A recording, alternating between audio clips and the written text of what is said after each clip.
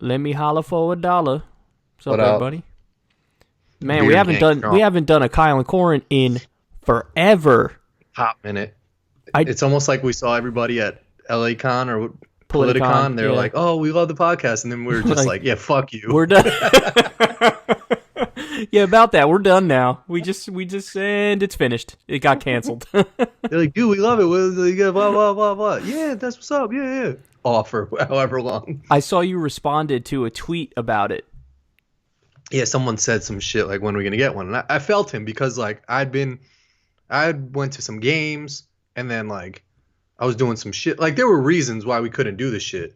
So like when this Tuesday was free, I told dude like, yeah, like we'll get on the shit this Tuesday, you know? Yeah, yeah.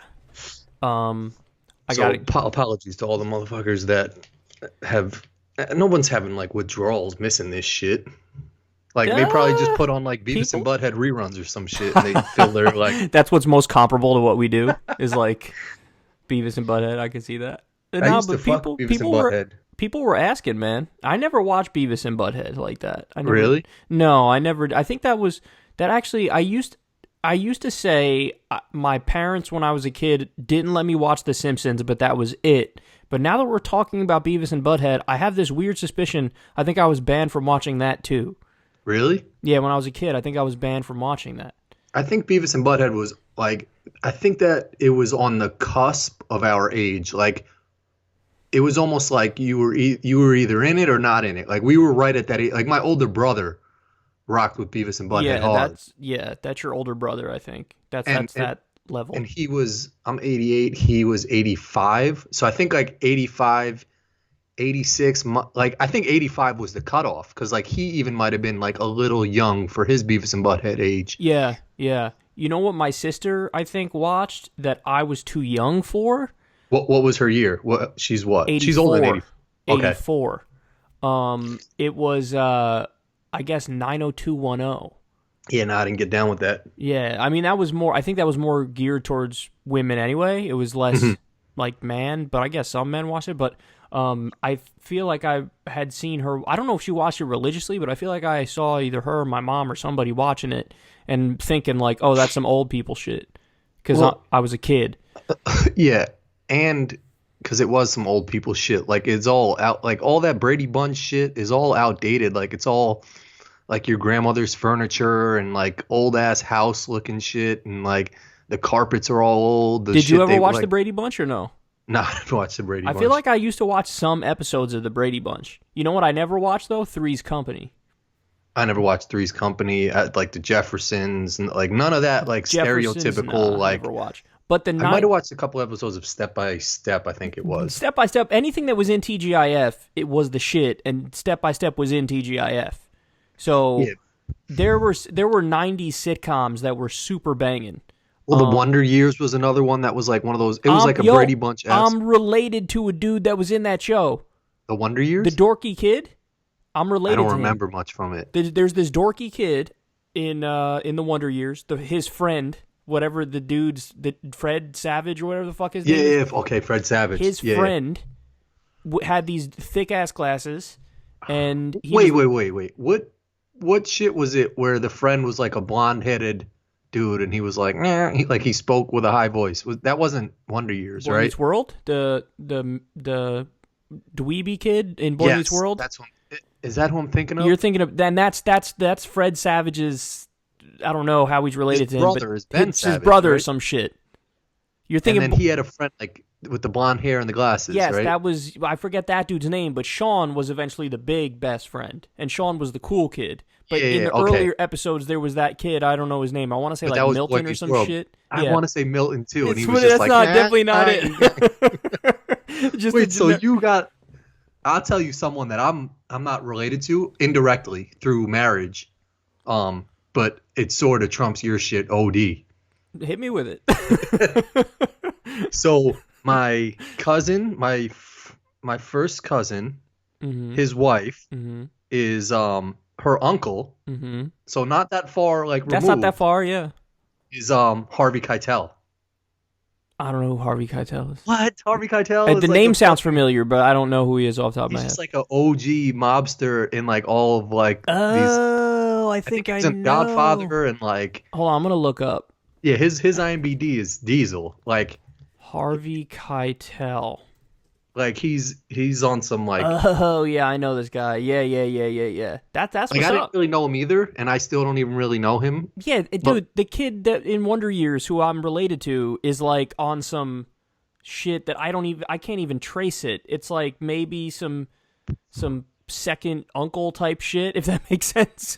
some ancestry DNA shit. Some multiply, it's definitely removed, but How'd you even figure that out? Like, were you watching it one day and your mom was just like, "Oh, we're related to that kid," or like, yes, it was some shit like that. It was, yeah, I forget the exact story, but all I know were is you like, were you hype, or was it just I like, thought it was was there kind any of change cool. in?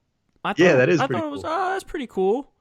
But it's funny because there's like I don't know him. I never knew him. I don't know if he's still alive now. I mean, I would imagine he's alive, but maybe 70 something. You know what's fucking crazy to think? Hmm. So like your mom told you that this dude who was just like basically some type of extra shit in Step by Step or whatever. You know, like he had a role in it, but like not big enough that I don't even really remember him. There's family members to like Britney Spears and like like John Travolta and Bruce Willis like that are just regular ass people that do a regular ass job that Yeah, could eventually in a conversation just be like, "Oh yeah, my first cousin's Bruce Willis." You know, yeah. like Of course, there's just regular ass people, man. I know, which If is you're in the cool inner because like circle, you're in the inner circle. Like you're my best friend, but there are people who are big fans of me and the show who obviously only have heard of me through the show, but yeah, you know me since fucking high school, since middle school. yeah, So you think that's Kyle. Like you yeah, don't think of it like, oh, secular talk. You think like that's Kyle. So it's all about perception, man. I Perception is know. everything. Like you It's so can weird that happens with every like even like my stepfather and my cousin. Like my stepfather is like a pretty big time in his company. You know, like I think he's like a I don't know VP or some shit. He's got a high title. He works in the corporate office, and I see him every day. You know, when I go home and shit like that. So I talk to him just on some whatever. I know like his insecurities. I know like whatever type what movies he's into, wine, this and that. Like I've seen him just come out the bathroom or some shit. So I'm comfortable as fuck with him. But then I've seen people that like when we're out or like some like a coworker of his who's on a younger level at a party, be like, "Oh, that's Gary." Like, yeah. and He's the boss man. That's I'm right. like, dude, just what the That's go Gary. up Like, to him yeah, or he's say just a some regular shit. dude. They're like, no, that's Gary. Yeah, so like the same thing to your point. Like people Yep. at Politicon, like, oh, I can't just go up to Kyle and say some shit. I'm like, yo, just go the fuck up to him Yeah, and say you're some like, shit. that's Kyle. Like, that's just Kyle. I was with Yes, this motherfucker farting in a car in high school. Like, what are you talking about? It's a regular dude. it bugs me out that and it happens with me too. I can't wrap my mind around like just be normal around this person because he's just a normal ass person, you know? Well, yeah, because, I mean, look, in everybody's defense who gets that feeling, it's not like everybody gets that around somebody. You know what Yeah, I mean? Like, there's not a single person on the planet who's immune from that across the board. true. Like, because everybody knows somebody who they look at and it's like, oh my God, they're on this pedestal. If you're a fan of sports, let's say you like basketball, you look at LeBron James like that. You know, Hmm. if you're somebody who's into acting and, you have certain movies are your favorite, you might look at fucking Matt Damon or some shit like that. If Yeah, you're into music, you might, whatever, fucking look at Ariana Grande and be like, oh my God, she's my favorite. Like, everybody has that with somebody. And it's just, it's funny when, like if I were around Tiger Woods, for example, yeah, you have to almost like test yourself. Like, okay, number one, relax. Number two, don't give it away. You know what I mean? yeah, yeah, And it's comparable to the feeling of having a crush when you're a kid yeah. and you're around the person you have a crush on, and it's just like you have like, fuck. Don't Be I look normal, at be them? Don't normal, look be at them. normal. Oh, Don't say some dumb shit. does she think I look weird? Oh my God, do I look weird? Yep, yep. Yeah, that like it's the same that internal dialogue that kind of ramps up, like when you get that rush of feelings and that Yeah, it's internal. like I mean, like you're. I'm sure something happens in your body too, like your blood starts flowing a little Definitely bit more. physiological something, whether it's a rush of dopamine or whatever, but you get Yeah. something's going on. And as much as you try and like, I mean, this happens during like, I mean, for some people it happens during sex and stuff too, where it's like you try and train your mind, like, come on, man, like do that shit. Like what's wrong down there? You know what I'm saying? Like, and it's On like the the days more it's you not try working. yeah, the more you try and like psych yourself the opposite direction, the more like the worse and probably more awkward you make yourself look. Yeah, certain So if you're like, oh, Tiger Woods is here. Shit, fucking be normal, be normal. And you're like, hi, Phil Mickelson. And he's like, what? Like, you say some dumb shit because you got so much shit running through your mind. Yeah, that's so true. To the sex point, I feel like there's a bunch of things like that are you can't force them. You know what I mean? Like one of the things I always felt like that with was inspiration. Like you can't. You're inspired at random times by random things, even some things you might not expect to be inspired by. And you could be inspired in a positive way, in a negative way. Like you could be inspired to do something that's positive by seeing something really negative and saying, I don't want to be like that. Or vice versa. You could see something really positive and be inspired by that. But I always felt like you have to have a spark of inspiration in order to do something and be genuine with it. You can't like force yourself. You know what I mean? If you force yourself, it's like I know I'm forcing myself and I'm going to hate every second of it. But if you get a spark of inspiration, it's almost like you don't even have to try to do the thing you're in question. You just do it. Yep. Well, I mean, like basketball coaches say that with players, like like you can't just motivate. Like you got to motivate yourself. Something's got to trigger you to get motivated. Like it's not like you could just be at zero and have the most important game and all of a sudden just be like, oh, I'm motivated. Like you got to really want that championship or some shit, or you really got to like want to be successful in what you are doing. Yeah. You can't have someone like say to you, go do that shit, and you just like, yeah, I'm going to go do that shit. No, there's like, got to be an internal drive, and that's the only thing that's going to make you stick to it, is that if the internal drive is there. That's what they always said about the greats, whether it's Michael Jordan or Kobe Bryant.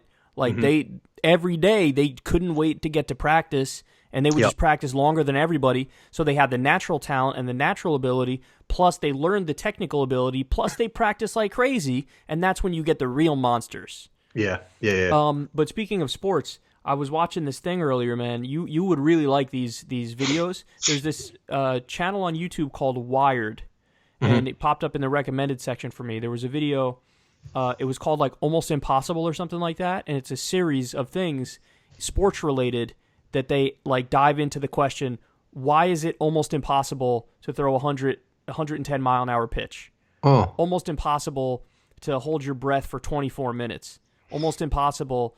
Some of them were really, really interesting. One of them was the 100-meter dash, running a 100-meter dash in under 9 seconds. Or running it in 9 seconds. They were showing like how it's possible to do that? No, they were saying they were going to the limit and saying why nobody has gotten like beyond this real hard limit, and then they would have like scientists talk about it and say like, the way for a sprinter, the way they run is like you have to be able to compress into the ground like whatever it is, 5 or 6 times your body weight, and then you have to use that, and you have to have good fast twitch muscles. And you can only maintain your peak for about 2 seconds before you start actually slowing down. And went through all the physiology of it and all the physics of it. And they basically said, like, probably the human limit is like 9.3 for a 100-yard dash. See, that's interesting because I know with the guy who broke the mile, whatever, like the first guy to run the however meter mile. Or however many minutes mile. Yeah, they said it was all just like a mental thing. Like they were like, no one thought that they could run under 5 minutes or some shit like that. So a lot of that is like, oh, I'm going to run this shit in 7 seconds. Well, that's the evolution of the sport. Like that happens in every sport where at first you think certain things aren't possible. And then the more time goes by, the more people learn shit, like learn new tactics and new techniques, and they kind of sharpen the strategy. But once you get the exact right strategy down, and with most of our sports, we've gone far enough and evolved far enough where we're almost at limits in terms of how far we can go. They were saying for the 100-yard dash one that like unless you have like wind behind the players, like if the wind's over a certain amount, it doesn't even count as a world record if you beat it because that can help you. But like there's certain things that are just physiologically like you can't. It's not possible to go beyond it. There was one for juggling, and the number was ridiculous. It was like 15. It's like, why is it impossible to juggle 15 whatevers? And like like the max amount of things. The max amount of things, and then some dude who's like the world's best juggler. It was like 14, and he could do it, and he was describing like, here's why we can't get to 15. I mean, there's obvious things like you literally can't hold that many balls in your hand. You know what I mean? Yeah, I guess, but that's crazy that. Yeah, it's crazy. It's as high as that, right? It's crazy. It's as high as fucking 15. I would imagine that the world record would be like 10. I mean, I don't know. I've seen some of the shit that these people do with like fucking knives and swords, and I mean, if you get some mini golf balls or something like that, like you couldn't do more because it's a smaller golf ball or something. Like, would it? I think how high you have to throw your first ones because you have to. I can't even juggle fucking two things. I can do three a few times, and then that's it. I can only literally a few, like 2 or 3, and then I'm done. I can't do it anymore. Is juggling some type of math shit? Because I know there's a lot of these things that. Well, they get into all that. They're like, there's a reason why you can't do more than a certain amount because you would have to literally throw the first couple balls so fucking high that you don't have the strength to throw it that high to run through all of them. You know what I mean? Like, yeah. The more you have, the higher you have to throw it to juggle. And then you max out at a certain point where you just can't throw that high. Yeah, it's crazy. Here, I want your opinion on this. Take a guess what the world record is for skipping a rock. How many times it hits the water? I think I know this, or I think I heard it, and it wasn't as high as I thought it was going to be. It's only like 7 or some shit. No, like 84 or 89 it was. It was ridiculous. And I didn't hear this. They had like the number one guy who skips rocks in the world, like who knows the technique and knows all that shit. And they were trying to study like what's the best technique and why you can't even count that shit, man. Well, like, you have to have like ultra slow motion cameras. Like that's the only way you could do it. I mean, I could fucking get a Guinness World Record for doing some shit like. Yeah, but you have to. The amount of dedication it takes to be number one in the world at anything is beyond ridiculous. No, but some of the shit that's in Guinness is almost like it's not even that impressive. Like there's these people that go on Ryan and Kelly in the morning and they try and break these Guinness records. And what is it? What are they? It's like smashing a tomato on a plate or some dumb shit. Like 40 times. Like just stupid shit that I'm like, how? Smashing a tomato on a plate. So like you're impressed by like the expert that can fucking crack like a plate with the tomato or some shit? Oh my god, smashing a tomato on a plate. I don't know if that was it, but it was some dumb shit like that I was just like, why like anything could be a world record if you just are the first to do some dumb shit.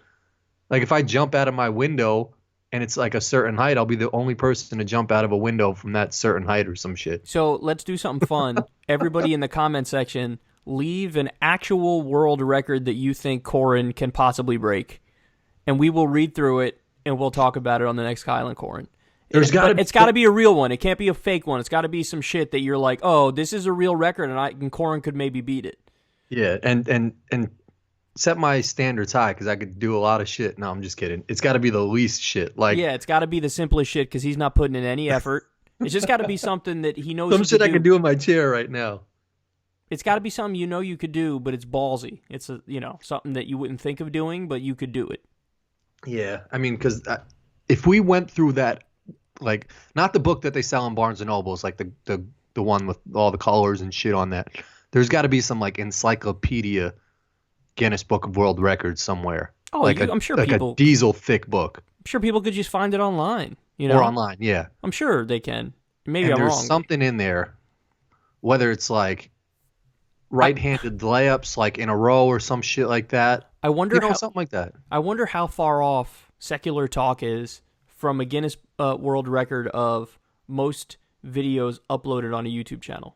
I know that's what I'm saying. Like someone has that, but problem. I'm actually I know for sure I'm nowhere near the record. But I am curious how far off I am from the record. Oh, probably far. There's got to be someone who's been uploading since like 1947 or some shit. YouTube's only existed since 19. No, not 19. I'm stupid. 2006, I think. Yeah, but there. I mean, actually, you upload a lot, but there's got to be someone who's just like uploading and uploading. I want. But that's to my point. That's a record that like could be broken. Like there's nothing really impressive about being the first of how many videos uploaded. Yeah, that's just a matter of sheer like numbers, just pumping it out type thing. Yeah. So like that's like a world record that like is almost just like, okay, it's cool, you'll get a plaque and that's awesome. Yeah, I'm looking for. I can't even find my own number of how many fucking videos I have. Is there? Can you Google if Guinness has, if there is someone like, there's got to be YouTube record, like YouTube world records for Guinness. Well, I know the number one YouTuber was PewDiePie, but I'm talking about just. Oh yeah, no, not like number, like how many videos. Yeah, how many videos? I don't know if I would be a pain in the ass to try to find that, but probably. Whatever. I'm aborting mission, but I think that I gotta be around 8,000 or 9,000 maybe now. No, whoa, I'm way above that. 12,206 videos. Jesus Christ. That's a lot of fucking. That's a lot of fucking videos, dog. Holy shit, that's a lot. Anyway, what was I gonna say? I'm always impressed, like with Rubik's cubes and all that shit. Like when I was a kid, I thought you just keep turning it until you try and find the colors. Like I don't think there was actually like math involved in like trying to actually get that shit to like be the right color. You know, like there's there's like a strategy thing to get it to work. Yeah. You know who knows how to figure that? Who knows how to do a Rubik's cube? Will does. Will really took some time to learn it, and then once he got it, you can get it from any position. Pause. No, but that's impressive to me. It's because it's just like, what are you looking for? What do you look like? I don't even know where to begin with that. Well, I mean, if you had somebody who knows how to do it teaching you, you could get it too. It really is a matter of that. It's not a matter of, like, it's impressive for the first person to ever figure it out, but everybody else is just following directions. You know what I'm saying? But there's a first person who figured it out who had to get the strategy to be able to repeat it for everybody. Yeah. You know what I mean? Yes. So. Yeah. There was one guy, The Rock, put on his Instagram. He does all Rubik's cubes, and he's got like thousands of them, and you pan out, and it's like a portrait of the person's face. Like he did one for Will Smith. That's so crazy. He did The Rock. So like he's doing all these Rubik's cubes and he's doing like an artwork project for it. It was ridiculous. That's so crazy. Speaking of The Rock, my buddy sent me a video of him earlier where he's talking. He's like, I ain't got time to bleed, or he said something like that. And then he panned the camera down and his finger was broken, just straight fucking sideways type shit. He was laughing. He was like, ha ha ha, I ain't got time to bleed. And then he pans down, you see his fucking finger like sideways broken. And I was like, oh my God, dude. Why are you taking a video? Go to the hospital, bitch. Well, he probably had like 40 doctors like standing right up. So when he ended his video to fix whatever was broken. I would be fucking crying if that happened. Wouldn't you be crying in that situation?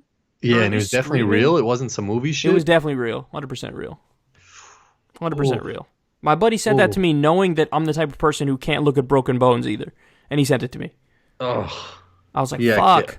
I can't watch that. Yeah, it's tough. I can't watch that either. The worst was the Sid Vicious back when he was in WCW. That was off the top rope. Top rope, right? And his shit snapped. I was watching that live. Oh. I was actually watching that. I watched when Owen Hart died in the chicken suit. You were watching that pay-per-view? Yeah, I was watching that. That was on pay-per-view. Yeah, he came down from the ceiling in the chicken suit, and then the shit just like the wire snapped or some shit, and then they like panned the camera to the audience and like went away, and it was just like they didn't know what the fuck happened. Dude, you remember when Chris Benoit murdered his family? His whole family. That was sick. You know what also is sick? The dude in Colorado who like, did you hear about this guy? No, I don't think so. He was like cheating on his wife or like. And then he killed his wife and his 2 daughters. And then like the news station went to his house the next day, and he was on TV and was like, if somebody can find them, like just let me know where they are. Oh. And they found out that he fucking killed all 3 of them and buried them at his job, like at some like plant shit. Like what a scumbag. Some people are fucking. I overheard this guy telling a story in the sauna tonight. That like some homeless lady in Chicago like was on the corner with a fake baby and like a sign or some shit like that for money, So some lady drove up and like rolled down her window to give the lady money or whatever. And she had this whole plan where like, so someone came up to the window with a knife and like ended up Oh, stabbing the lady who was trying to give the money to the homeless lady. oh, Like how are some people just so fucked up? that's yeah, that is so beyond fucked up, man. That's so beyond fucked up. And this is why I hate to make this political in a way, but there are some people on the far left, way left of me, who actually believe in like abolishing police departments. Nah, And fuck that. yeah, that's exactly that's my take. Like, if you want to talk about how, there are systemic problems with police departments, whether it be corruption, in many instances they use the drug war to crack down on communities of color and to crack down on poor people, and like there's stuff that needs to be addressed, and we need to reform the police departments massively. I'm with you 100%. But if you start talking about abolishing him, I'm like, you literally lose me in terms of I don't even get like a theoretical argument that somebody could make that would make sense for that. You know what I mean? Like, Yeah. Like I can't even hear it in theory, never mind in practice. I don't get any of those arguments. Like when I voted this last election on the shit was like, do you Why you want to? bragging? I still got my sticker somewhere.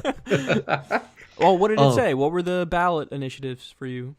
I don't even remember, but one of them was like for the firehouse or some shit, and like it wasn't even a question. I was like, yes, like whatever it was. Like it was like, do you want to either give more money or do you want to save the fire department? I was like, of course, because I can't imagine some shit going on fire and then having to wait for like the next town over's department to come over and like put a fire out or some shit.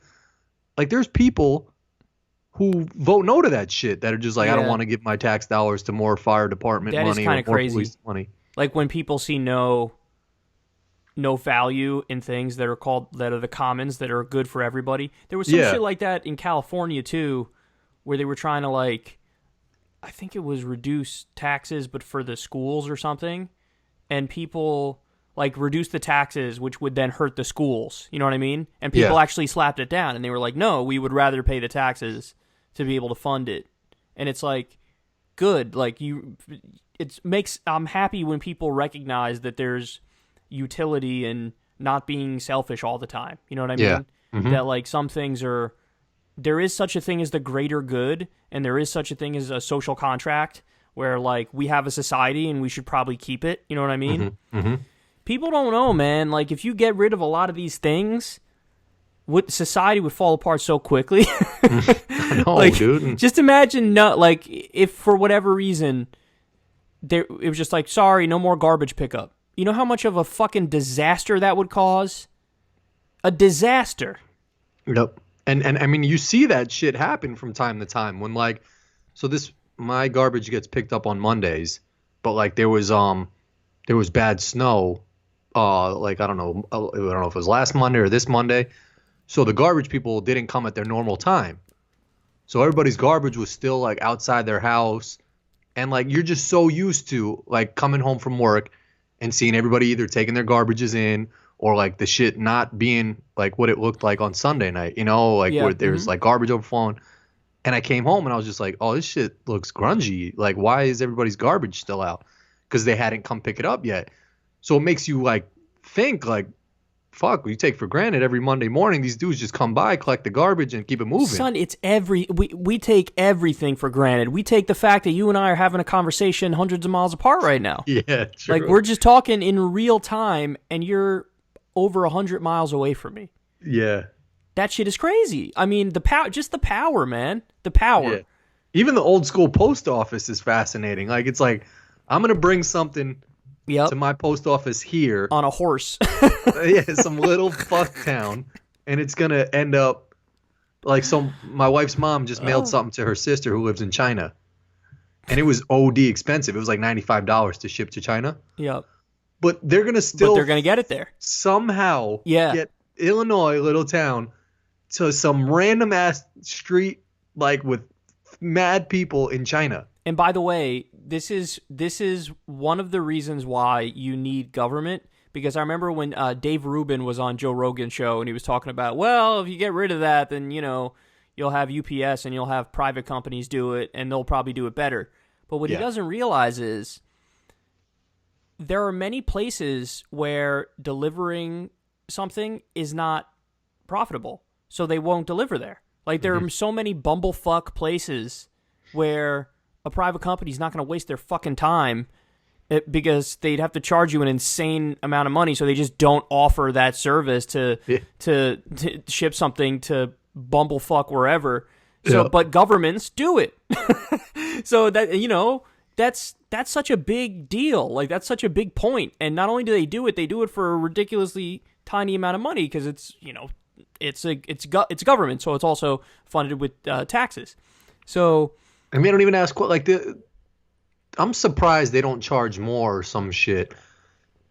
If no disrespect, if you're shipping some shit to like the South Side Chicago or like the middle of Harlem or something like that. Well, that's the benefit of the government, man, is that there's some things. If you decide something is like okay, this is something that should be for the commons, like for the public good, then that shit, you can make that shit really super inexpensive when you pay out of pocket, but you could fund it with taxes on the back end. Like, that's what they do. A lot people really don't get how awesome single payer systems are, because like if you go to the doctor or you go to the emergency room in many like European countries and you leave, definitely if you're a citizen of those places, you leave and you're like, how much do I pay? And they're like, you're good.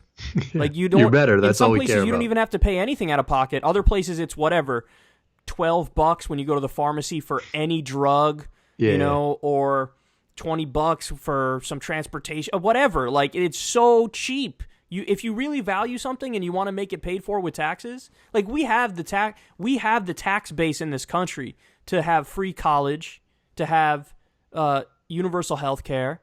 Like, we have the ability to do it. We just haven't done it because our government's corrupt as a motherfucker. Yeah. But all that shit could be done, man. I can't tell you how many times I go to the Walgreens by me and like there's like 7 people in front of me, and never is that shit smooth. It's like one guy's like, never. It's like the lady's like, oh, your thing's expired. You got to call this number. Your health insurance. This happened to me before. Oh, your health insurance doesn't cover that.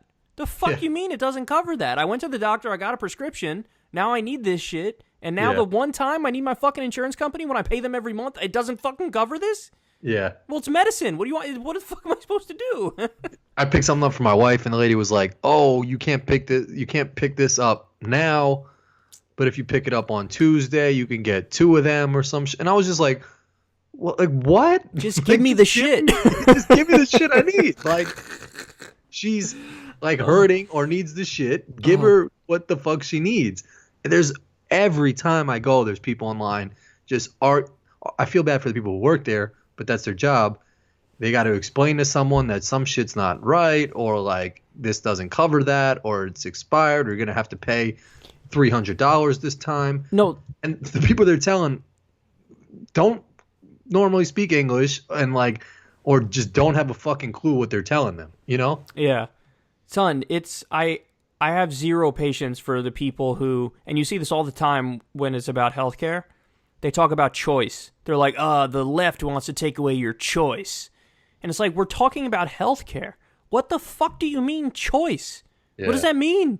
The whole idea of healthcare is like, we all have fucking bodies. Like, if something happens, we're supposed to be able to get help for that. End of conversation. The idea that we, like, give us choice. What do you mean? Am I supposed to look at a fucking form and say, okay, if something happens to my kidney, I don't want coverage, but if something happens to my knee, I do want coverage. Like, this idea that healthcare is like any other, is like, going shopping for a couch. It's not the fucking same thing. Mm-mm. So it's crazy that people on the right try to treat it that way. Like, yeah, it's still crazy that people go shopping for couches, too. Shopping for couch, you got to pick a good couch, son. Yeah, but you can get that shit online now. Like, there shouldn't be furniture stores anymore. By the way, I literally got mine online. And I respect that. Like, if you're... But I was rolling the dice, son. I was rolling the dice. Like, maybe this shit won't be comfortable.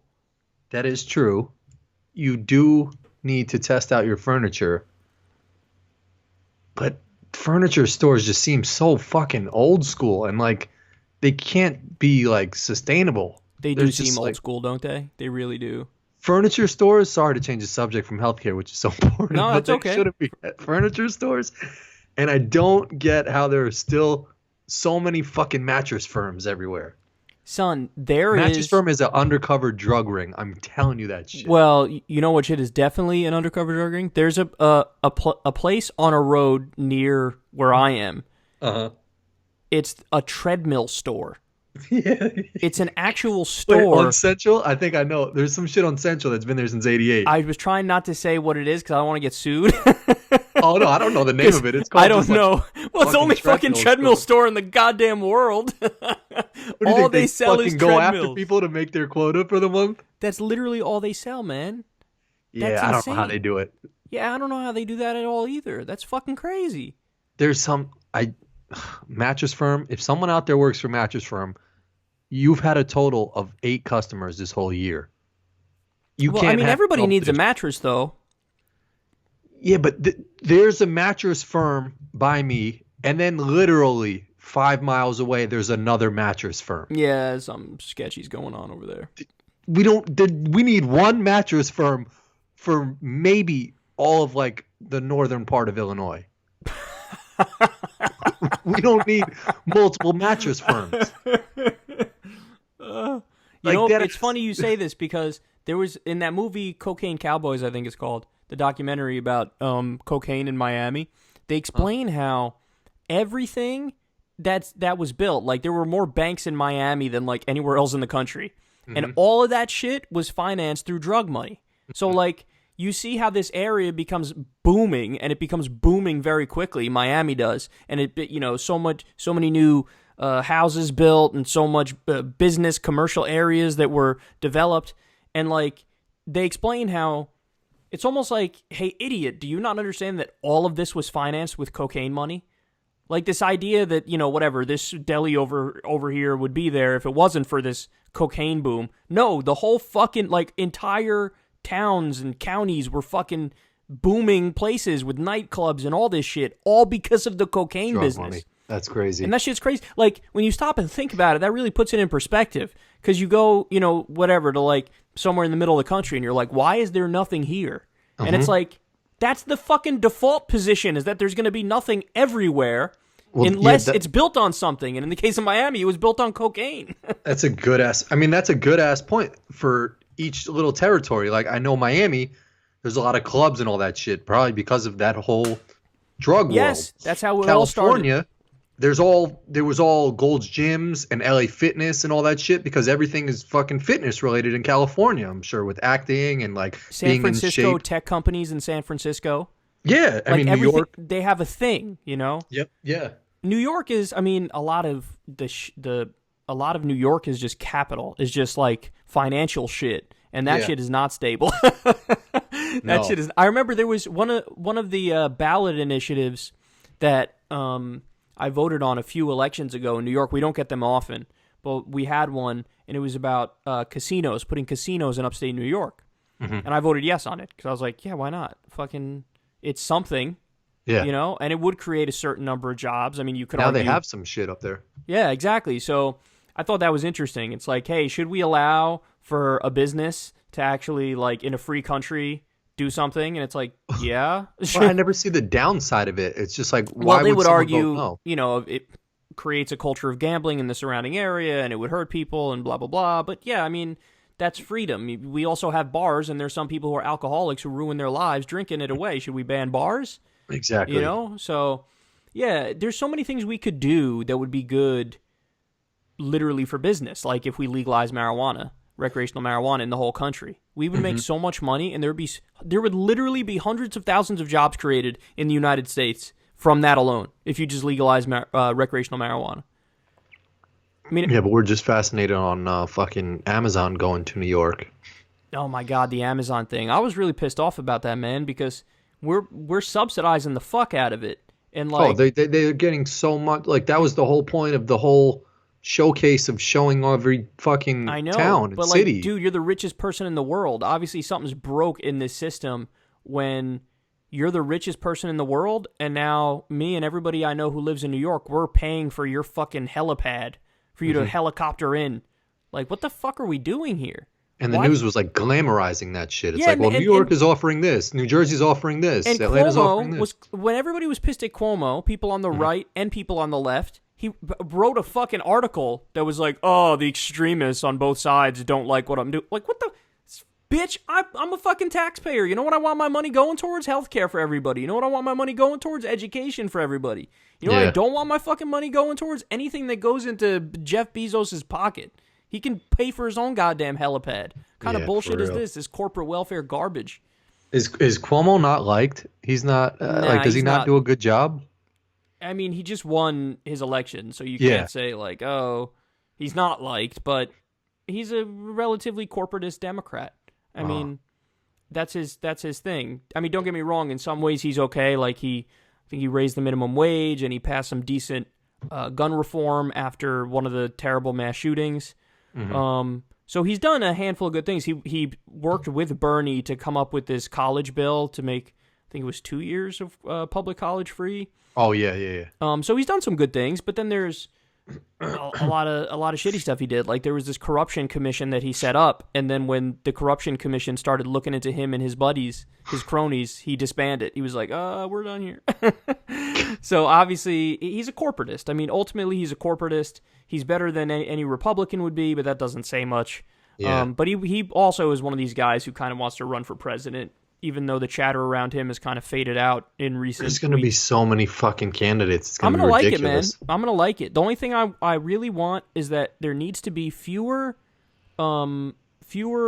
actual progressives running than establishment types, because the establishment people, they're going to split the vote all amongst themselves, and then you want a progressive to be the last person standing with more votes. And so you're happy with less progressives running? I'm happy with fewer progressives and more establishment people, because this way, when there are fewer progressives, there are more votes for the progressives. Oh, okay. You see what I'm saying? So I think Bernie's going to run, and he's the favorite. He's the guy to beat. Everybody's talking about Beto, right?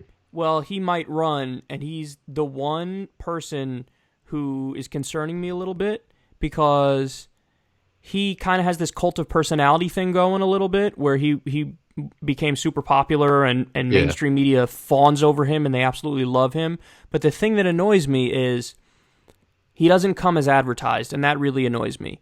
What I mean by that is he's pretending like he's really progressive, and he's not. He's very centrist.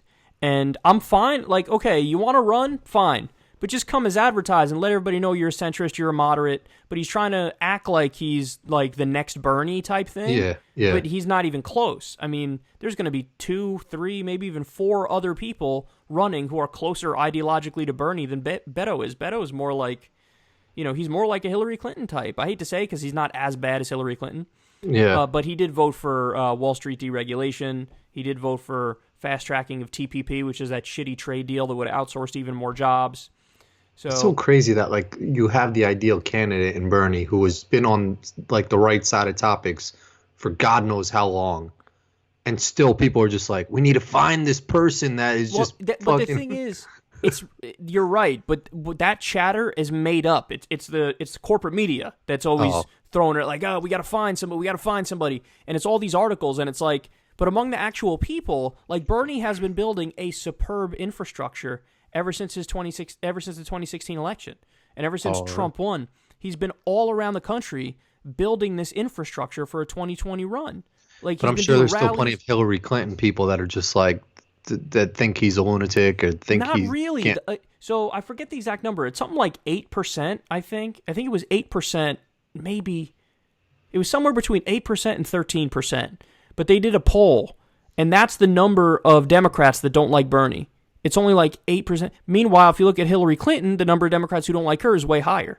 So Bernie's approval rating, Bernie's the most popular politician in the country by a lot. Like, by a lot. Every poll shows that. Hillary's approval rating is 36%, which is crazy because usually when somebody loses an election, you give them a couple years, and then their approval rating bounces back up. Hers hasn't. But that's because she's been in the public eye. She's continually been in the public eye, and everybody's still rolled their fucking eyes. Go away. So Bernie's approval rating is sky high. So He's the guy to beat, man. He's the guy to beat. There's a clap-on commercial on my TV right now. Yo, not for nothing. That's what's up, clap on. I think I have two clap-ons because You do? I couldn't figure something out with my light switch one time or something. So I think I bought the guy's face on the clapper commercial is hilarious. But I bought one. I think like I don't have it in here, but the shit was perfect because you just put something on the outlet. Are you ever having sex with your wife and then the light keeps going on and off? Or is that not loud enough? No comment. That's a hell yes. I want to clap on. Those things are awesome, man. They are cool. There's a lot of that shit. Someone told me they were at a party, or someone told my wife, and I'm telling the story as it was me. But she was at a party, like a white elephant party or some shit like that. That's where like the fuck? you give a gift and then you fuck him in the ass. No. And then you suck off elephant and go, white elephant. No, I think a white elephant party is you give a gift and then like the next person has the option of like either taking the gift or like taking the gift they want or something like that. You could like swap gifts and it's sort of fucked up because if you get a gift, someone can just debo that shit from you and take it. That is kind of crazy. So she was at a party and the theme of the party was only as seen on TV. Like products. Not for nothing. Some of those shits were legit. She was saying. Like every as seen on TV shit I've ever gotten lived up to the hype. Yeah, because they're all practical fucking things. It's like, do you want to cut your toenails while you're not moving? Here's a fucking device for it. One of them that I got was this thing that takes the scratches out of your car. It's this pen thing. And that shit worked. I was like, oh, this thing is awesome, man. This thing is fucking awesome. Another one I got, I used to have this money clip that I wore that was from the As Seen on TV, and it was the best money clip I've ever had. I mean, it's as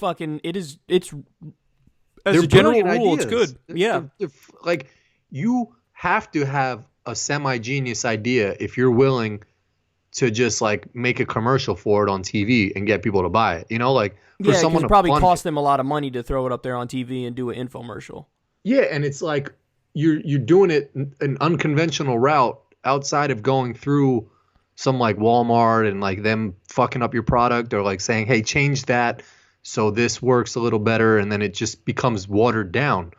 Whereas that shit is just like, oh, you're cold and you still want to hold the remote without fucking getting your arm cold? Well, here's a Snuggie. I used to fucking make fun of that shit so much. But it's genius. Like it is semi-genius. Your whole body into a fucking big ass blanket. Yeah, if it's really cold and you don't want to have your arms outside of it while you're reading a book or something, I mean, it does make sense. But I used to rip on that shit so much, man, the Snuggie. And those people are just characters, like the ShamWow guy, the fucking pillow guy. Dude, like those guys are all... One time I made my mom this was when I was a kid, I made my mom I don't know if I said get this for me for like Christmas or something, or I just made her get it on some like, just get this shit. It was this answering machine that had music, that had like music, had little jingles. This is back in the day when somebody would call your house and then it would go to the answering machine, and usually people would have the shit that's like, hi, you've reached blah, blah, blah, and leave a message. Our shit was like, it would have jingles, so when it went to the answering machine, I still remember one of the songs today. It went, pick up the phone, I know you're at home, pick it up, pick it up, pick it up. It was like some fake-ass rap song. And I remember I used to sit there and play with it and put on like different ones. There was different like themed ones. And it was so funny. I knew my mom did not want to get it and she felt it was so stupid. But I was like, this is so cool.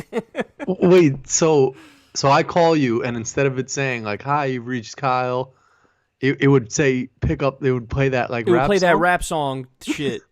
It was almost like a ringtone, but for the answering machine type thing. You probably tormented so many. Like imagine your grandma calling or some shit and having to sit through that. Yeah, like thankfully my mom and dad didn't care. Like if my dad got like business calls or whatever on the shit, like he didn't care.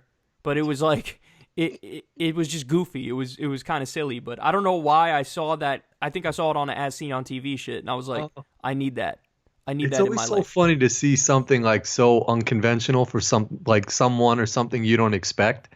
Like, so if I had come over to your house maybe that time and like your dad and mom were standing by the like shit waiting for their voicemails, and like that played, like that to me would be You hilarious. would have loved it. Yeah. That was my reaction too. I was like, this thing is great.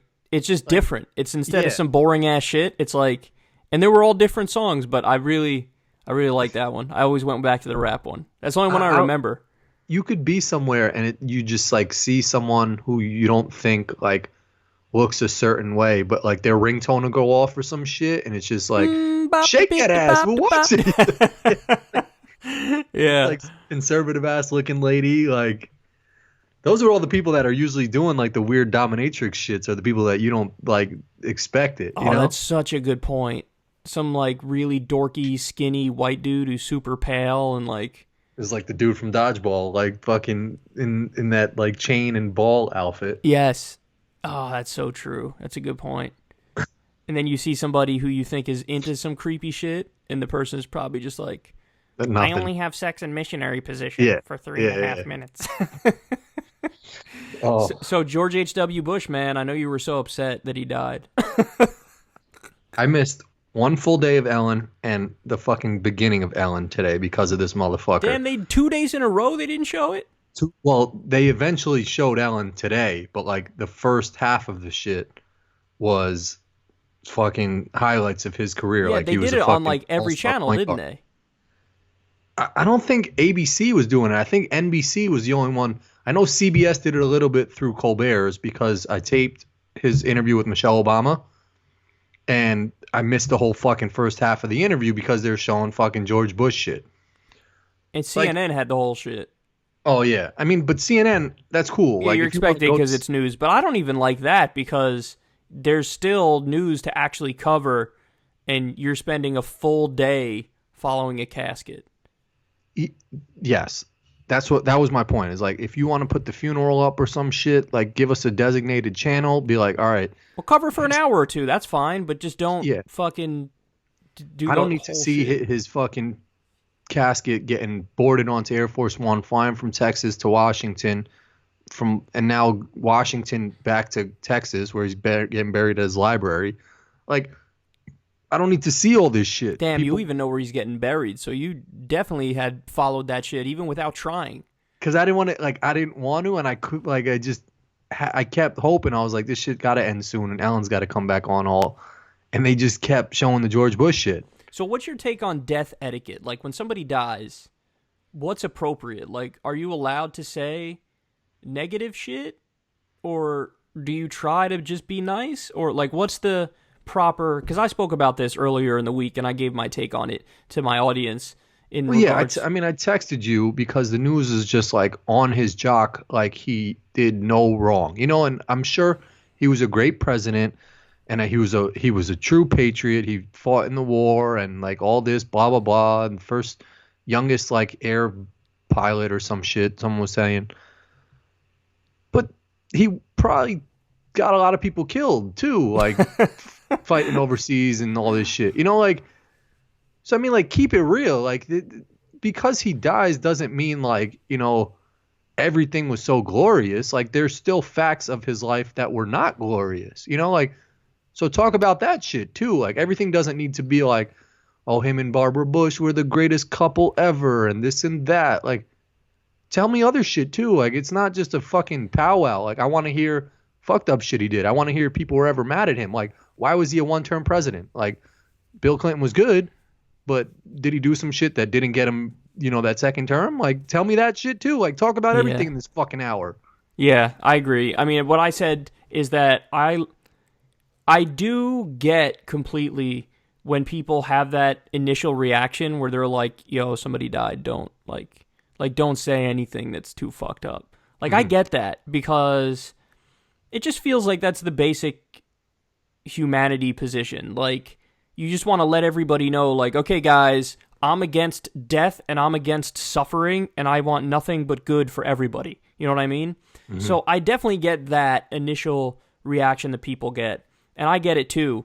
But then the thing that really got me is, like you said, when the media was nothing but fawning positive coverage, well, now you've left us no choice where we have to talk about the negative aspects of his legacy Because if we don't, then that has implications for the future where you're going to let people get away with some fucked up shit because they know, hey, if George H.W. Bush got away with this shit, I can get away with this shit if you're president. Like, he bombed an air raid shelter in the first Iraq war, and that killed over 400 civilians, and they did it on purpose. They did it knowing it was an air raid shelter.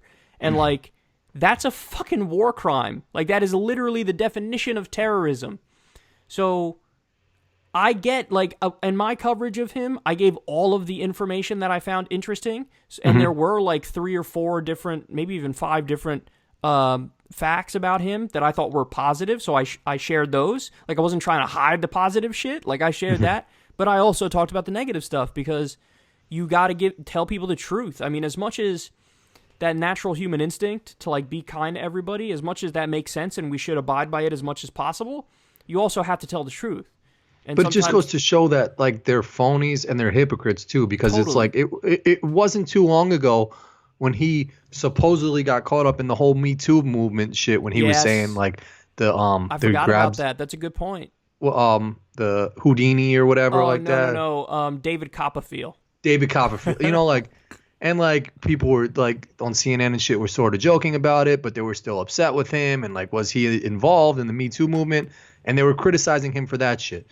So you're telling me if, like, I don't even know, that was not that many months ago, that it's just all forgotten now, and it's just like you don't even talk about that shit anymore. So it's like it can't be that important. So why are you spending weeks on it months ago when you're talking about it? Like, it's just like, that's a great point. The shit you're spewing to us is just all fake, because when the worst happens, he dies, you just talk about all the good shit. So it's like, that's such a good point. It shows how. Yeah, it shows how the mainstream media is just so fake. Everything is so, like, contrived. You know, none of it's, like, genuine. Yep. You know, they don't talk about the issues that serious people who actually care about news and politics in the country that they would talk about. It's more like, okay, what's the story of the day that we're being fed from the top down? Yep. And it's usually there's a bias towards sensationalism. There's a bias in favor of the establishment. There's also usually a bias towards neutrality. They try to be, like, nice to Democrats and Republicans and make it seem like they're really both trying to do the right thing. Yeah. And meanwhile, I think all Americans know on some level, most Americans know, that, like, the whole system's corrupt and broken and shitty. And so they're instantly turned off by that kind of a framing, where the framing acts like that's not the case. Like, everybody in the media, mainstream media, they make a shitload of money and they're comfortable and they're in that elitist circle, and I think they oftentimes think, like, oh, regular, like, people are like us. No, bitch, they just shut down a GM factory. They're up to 5 factories are closing. Fucking 15,000 jobs are being outsourced now. You got places around this country that are just devastated. It's like, obviously they're not in the same boat as you, and they don't see that and they don't respect that, the people at the top. And that's my bad. No, go ahead. It just makes you see how phony they are. Like, when all they're talking about is good, you know that there's got to be some bad with that too. Like, press them a little bit. Like, and I like Stephen Colbert a little bit, and he's still on mainstream media and, like, still probably has to abide by certain, you know, network rules and regulations and all this shit. But, like, he had Michelle Obama on, and she's phenomenal, you know, and, like, he asked her a question on, like, have you ever had disagreements with, you know, Barack or some shit like that? And, like, she's pushing her book and everything's got to be all glamorous and good and, you know, can never say anything bad. She was like, no, you know, I agree with him on everything and I try to back him on everything. And, like, to me, it's just like, I'm in a marriage. I know other people in marriages. That shit is not all fucking butterflies, and, like, you have to have some disagreement with them. So be real and just stop being phony for a second and tell us some shit. So he pressed her on it and, like, asked her some follow-up question, like, a roundabout way, but still was like, you have to disagree with him on some shit. And then she was like, yeah, okay, when we disagreed, like, I would just go through, you know, my like press secretary person and tell him to tell his you know, like, so, like, she sort of answered the question, and I, like, it made me more interested in the topic. Like, oh, so they do disagree. Like, just answer questions. Well, that's why podcasts are on the ascendancy, and they're really popular now, and that's why old media has been losing, like TV, cable has been losing people year after year because the younger generation is more interested in the internet. And also for this exact reason, if you can get something real, why would you want to watch the fake shit? Yeah. Like, even the fact that they still have bands that play, and I actually like, what the fuck is, the Roots. The Roots? Jimmy Fallon has the Roots. I don't even like Jimmy Fallon, but I like the Roots. Yeah. But it just seems so weird and contrived, and like, that's not, why are you acting like this? But they just force shit down your throat. Like, imagine having to talk about some shit on your show that, like, you just genuinely didn't, like care about. You didn't care about or didn't really believe in that point you were talking about. Yeah, that's inconceivable. Like, imagine being, like, you're just so fake if you're on NBC that whole day and you're like, George Bush, and it was great, and his relationship, and there's his son, you know, another great president, and you don't believe that shit? Like, you're a phony, and, like, that shit to me is just fake. And they force it down your throat. So if they're talking about, like, they've got the highest viewers and all this shit, and the most amount of viewers watched, you know, their coverage of George Bush's death, it's like, no, I was fucking trying to watch Ellen, and you just forced this shit upon me. Yeah, that's true. Like, you can't brag about the numbers when you put it on every fucking channel. Exactly.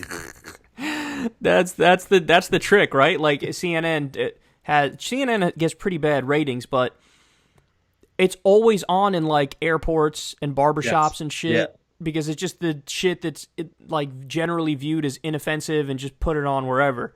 Default, yeah. Yeah, it's the default shit. Nobody's like, I can't wait to tune in and see what Wolf Blitzer has to say. Although, to be fair to Wolf Blitzer, I actually gave him credit in a recent segment because he did something really funny. He was talking to a Trump official, and remember when Trump always used to say that we're going to build the wall and Mexico's going to pay for it? Yeah. And basically, Wolf Blitzer was like, so is Mexico going to pay for it?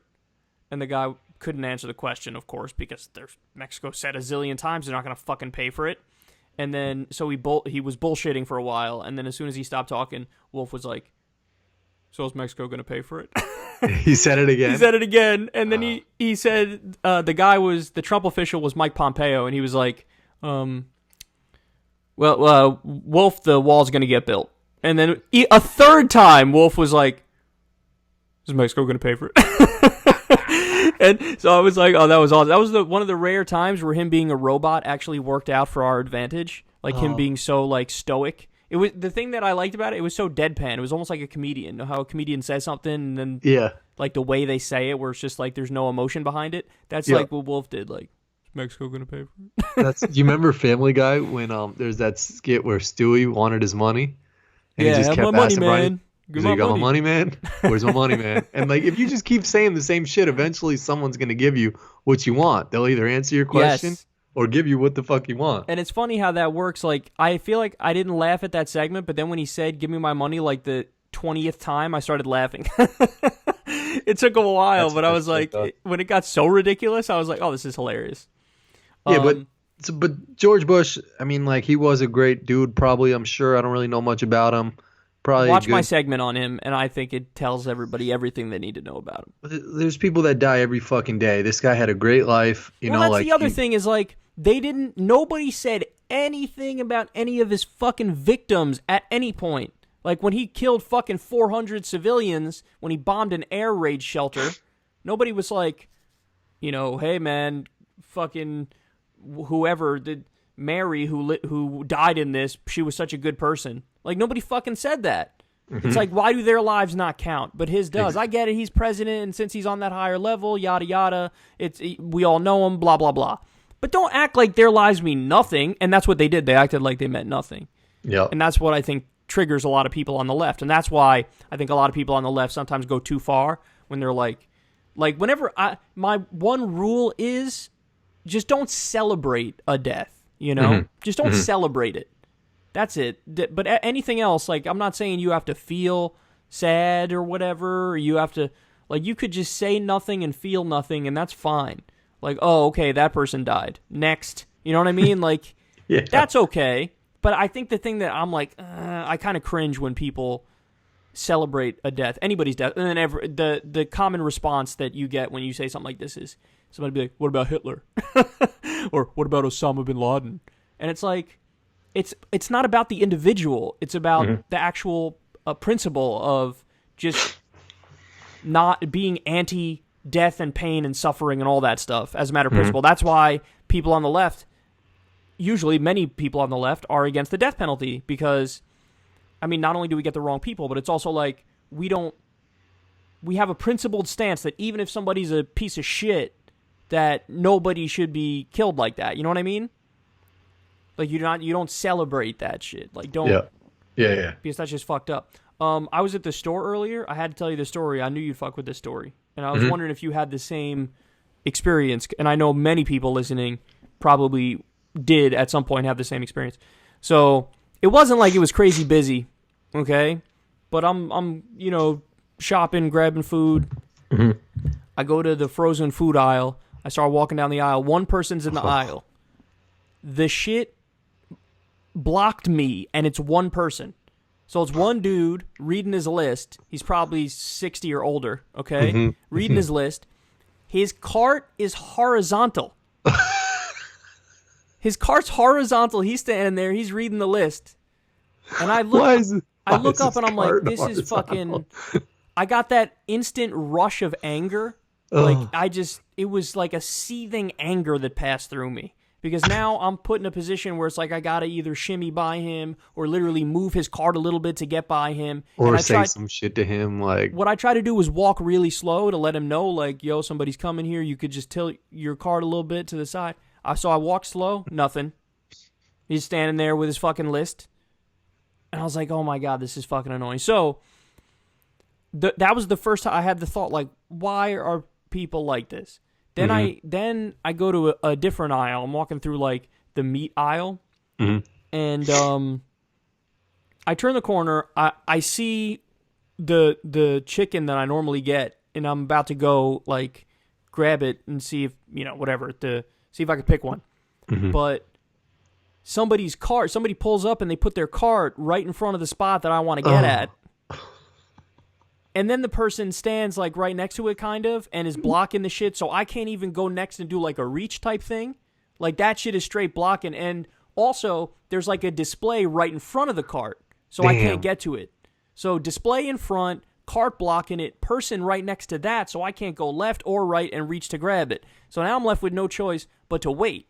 So I'm like, okay, I'll just wait. I'll stand off here to the side and wait a little bit. So I stand off to the side. I'm standing there. I'm waiting, and I'm looking. I'm grilling, no pun intended, my chicken. Like just staring at it. Like that's the shit I want right there. And then as I'm standing there looking at my chicken, I get hit with the cart on my left. I turn to the left. It's an old lady, and she's like, "Excuse me, son." Not only that, she had room to get by me, but she hit me with the cart. She had room right in the middle to get by me. So that's gangster. Son, that's where I kind of lost it internally. I didn't say anything to anybody, but like usually if somebody hits me with a card, taps me with it, I'd be like, "Oh, no problem, whatever." Yeah, the reason she hit you is because some other dude's shit was blocking the whole shit. No, that shit wasn't even blocking the whole shit. It was the room. I stood off to the side to allow room in the middle so somebody could come through even with dude's cart standing in front of my chicken, okay? So there how was did room. She hit you with That's her shit? what I'm saying. So she hits me with it, and then normally I'd be like, "Oh, okay, no problem." She's like, "Excuse me," and I was seething with anger. I just kind of stepped away and let her pass and didn't say anything. Yeah. But and listen, I gotta say, because it's true, the first dude who was blocking the fucking meat aisle was over 60 years old, and his shit was horizontal. That lady who hit me was probably 80-something years old. What is it about older people in grocery stores where they have no self-awareness? Like, they simply do not give a fuck about blocking anybody or inconveniencing anybody. Like, they give less than no fucks. It's record-breaking how few fucks they give. I think it has to be like a generational shit. Like, she must have come over, maybe, if she came over from somewhere, or lived in like the city or some shit back when it was overpopulated and the shit used to just be crowded as fuck. And now she lives in a time where there's mad space and she's in the suburbs and she's still in that old school mentality where she's just bumping into people and shit and not giving a fuck. But is it like they hit a certain age and they're just like, Oh yeah, they check out at I a certain officially age. no longer give a fuck? Or do they still give a fuck, but they're not all there? I think there's an unwritten rule after like 75 where old people are just like, we could do whatever the fuck we want now. And that comes with driving, grocery shopping, shit. It's funny. I said this to my friend Brian. I told him this story, and the thing he said back to me immediately was, "It's also in cars." Like, Oh yeah, and in restaurants they'll say some racist ass shit. Just like there's no rules past 75, 80 because it's just like and we're okay with it because we're like, you're on your way out, you're gonna die soon. Like, just we'll let you do what you got to do. but the little shit like the cart shit kind of annoyed me a lot because I'm so when I'm like that in public doing some shit, I'm so cognizant of everybody around me and not Same. getting in their way. Like I don't want to make your day worse. So I'm gonna keep it moving. I'm gonna make sure it all flows. And the fact that somebody else did not like it wasn't hard to not fucking hit me with that cart. It wasn't hard to not block the whole fucking aisle. But it didn't even come close to registering. They were just like, I don't care. Fuck Well, you. there's some people that don't. There's unwritten rules to shit. Like if you're on an escalator or that walking, moving shit at the airport, like if you're not trying to walk, stand to the right and like leave the left side of the that's shit so open. True. Such a good Same point. shit with driving on the highway. Like if you're gonna go OD slow, don't be in the left lane. That's a good Like there's just unwritten rules to shit that some people are just fucking dicks and just don't abide by that shit. Or just like everybody knows that rule too. So that's why like when someone is in the left lane on the highway and you go to swerve around them, you give them that look like you should know this shit, motherfucker. Like, and then they're like, eventually once you pass them, you see them go back to the other lane because they're like, I do know this shit. I'm just being a dick. Yeah. And they're just dicks out there. Blinker fuckery too makes me mad, man. Oh, Blinker don't go to fuckery. Florida. People like cars in Florida should just not come with blinkers. Because motherfuckers do like nobody uses those shit. Son, there are times where like they have to put a blinker on because you have to let somebody know what you're about to do in a certain position. You know what I'm saying? Yeah. And they just don't. Yeah. And they just don't. And it's like, how the fuck can you do that? How did you just do that? What is wrong with you? Come on, get your head out of your ass. We had a friend that he used to fuck with people and would put like, and this could have probably gotten him into crazy accidents, but he would put the opposite blinker on of what he was going to do. Oh my God. Like he would make a left turn and he would always put his right turn That's signal so on. stupid.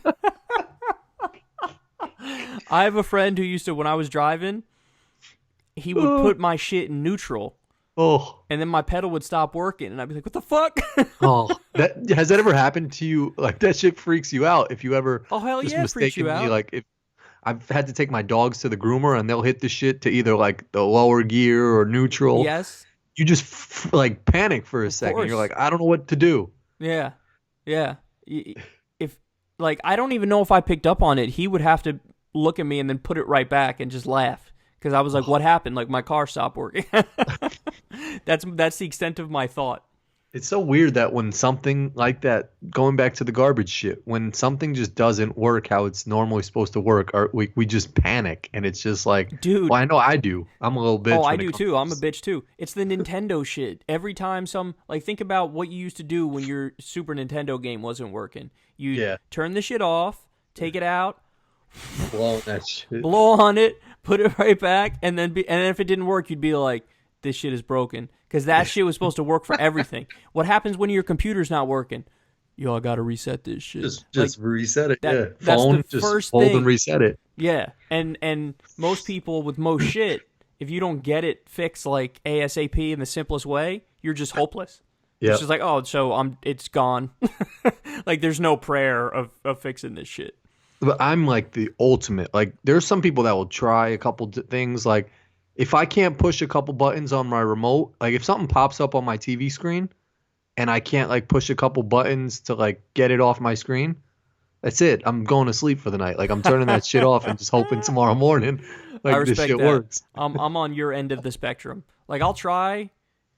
if I've been going back to what we said earlier, if I've been inspired by something to actually try to get it, then I'll work my ass off. But if it's some problem that I have, like, that hits me out of nowhere and I don't know what to do about it, then I'm just like, tap out. I'm done. Fuck that. Yeah, I can't spend energy on this. I'm lucky I wasn't like one of the first fucking couple people on this earth, because we would have no evolution, no like figuring out of fruits or we're soft as fuck. Shit. I wonder what we actually would be like, though, if we grew up in a situation like that where we were hunter-gatherers, because my guess is we actually would have only focused on hunting and gathering shit, so we would maybe be okay at it. You know what I mean? Like, I don't know, because we still would have had a mother and shit. Like my mom fucking coddled me. Like, I'm not, like, if she was cutting the meat up and shit for me, I would still be like, I gotta go out and kill some shit and put it on my back, and then we gotta cook that shit. Like, we can't just go to Burger King. Like, I'm a mama's boy too, so I think we were both kind of spoiled in that sense. But yeah, I blame my mom for fucking me up, man. Like, it's funny because she did so much shit for you. Meanwhile, like, my dad didn't do nearly as much shit for me, but somehow he gets off the hook. It's like he did nothing, but he's not to blame. The one who actually did a lot of shit and helped me, like, she's to blame. So true. Oh. Like, when I'm hungry, my fucking mom was the one who made me some pancakes or some shit. But if you put it into reality, that fucked me up, because she should have been like, no, make your own motherfucking pancakes.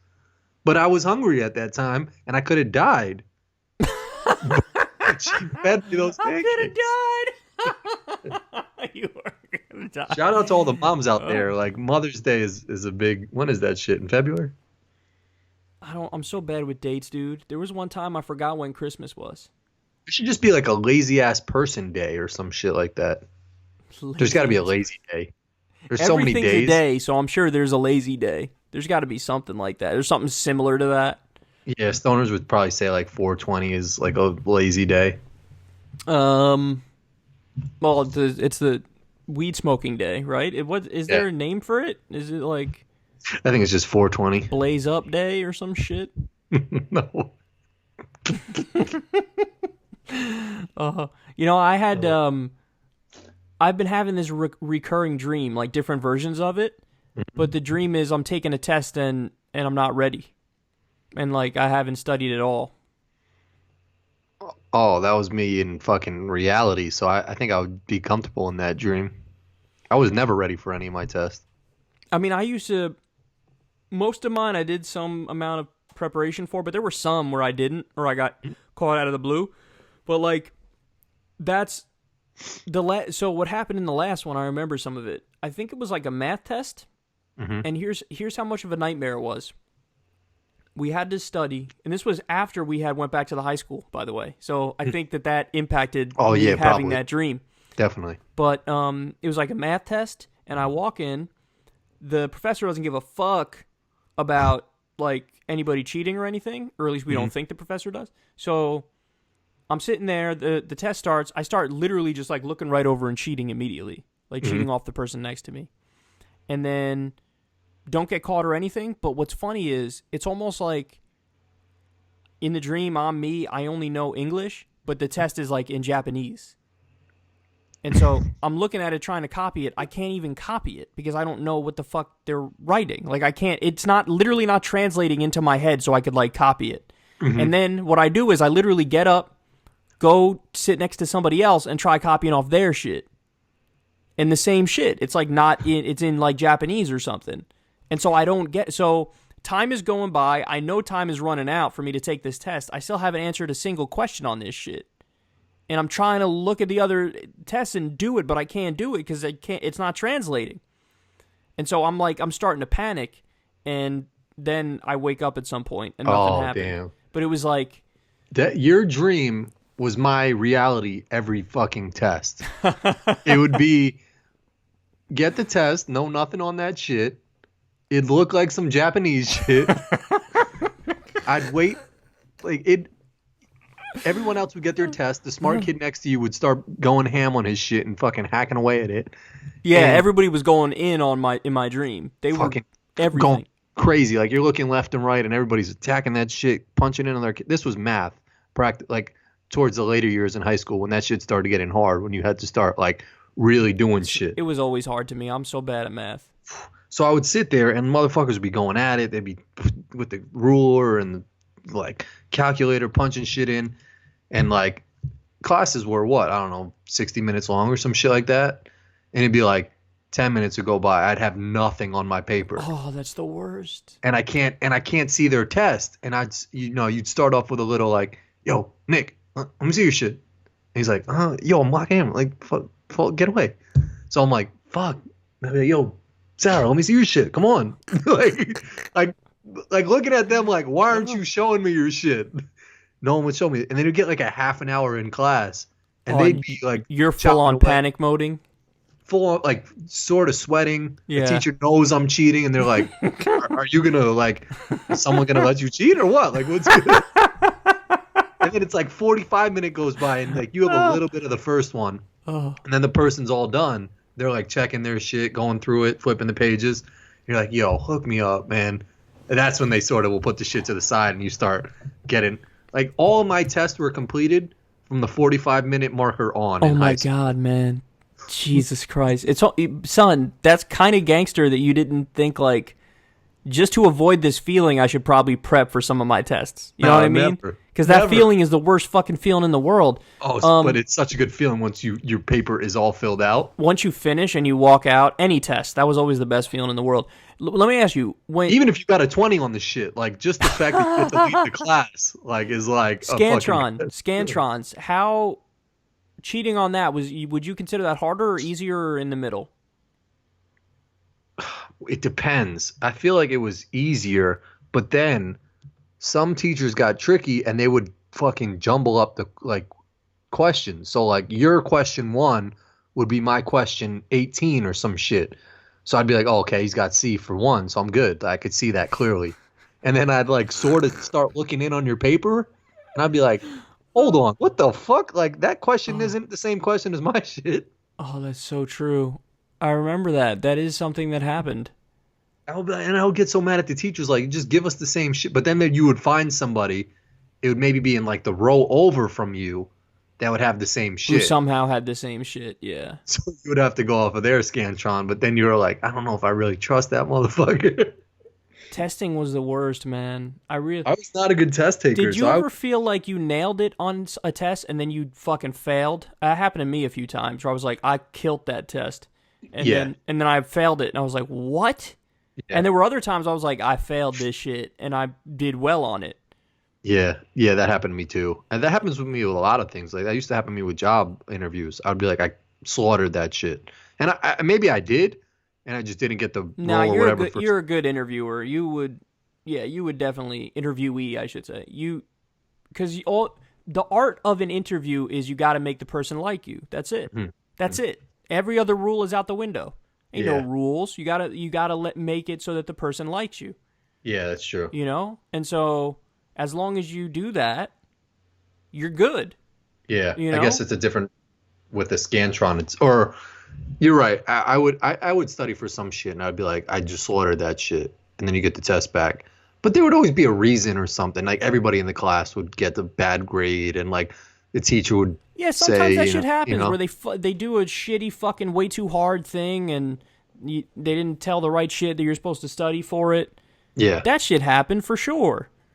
And like, fuck some of the teachers for making shit super hard. Like, give us the easiest level of the type of question. And fuck some of the subjects, man. Like, when you're not a math person, like, I'm not a fucking math person. I can't, like, don't get me wrong. I'm not, like, there's some things you have to learn up to a certain point where it's reasonable, where you're going to need this information, you know? Like, you're going to need to know basic shit, like addition, subtraction, fucking multiplication, division, like all that, like, I got it. We need that shit. But when you get into certain things that we're not going to need, and also this isn't my field.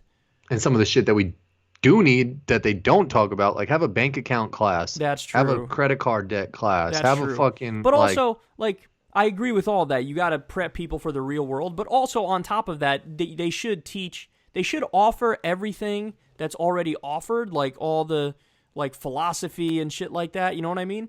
But I feel like maybe at a younger age, people should be able to pick like kind of like a major and a direction they want to go in. You know what I mean? Because I feel like when you're in junior year of high school, senior year of high school, you're still taking a lot of shit that you know this isn't it for me. You know what I mean? Like I was at a certain point with math, I was way over my head. Yeah. And I was like, I don't have a mathematical mind, so even if I applied myself OD, I wouldn't necessarily do well. You know? So there were some... I literally made an active choice in some circumstances, like, I'm not even going to try this one. I don't blame you. And that's why, to my point, it's just like, the test should have been the lowest level of, like, easiness questions. You know, like, it's like, don't even try to fool us on a test. Because it's like, we're working hard to understand what the fuck you're telling us, and we don't really need this information. Don't throw some curveball in on the test that, like, now when you hand it out and everybody got a bad grade, they're like, well, let me go over question 7. I made it a little tricky here, so if you did it that way, it's like, no, we should have just did it that way because we don't need to know this shit anyway, so we're fucking helping you out by taking this test. You remember when you get an answer wrong, but the teacher marked it right, and then you'd tell them, and they'd be like, because you were honest, you get to keep it.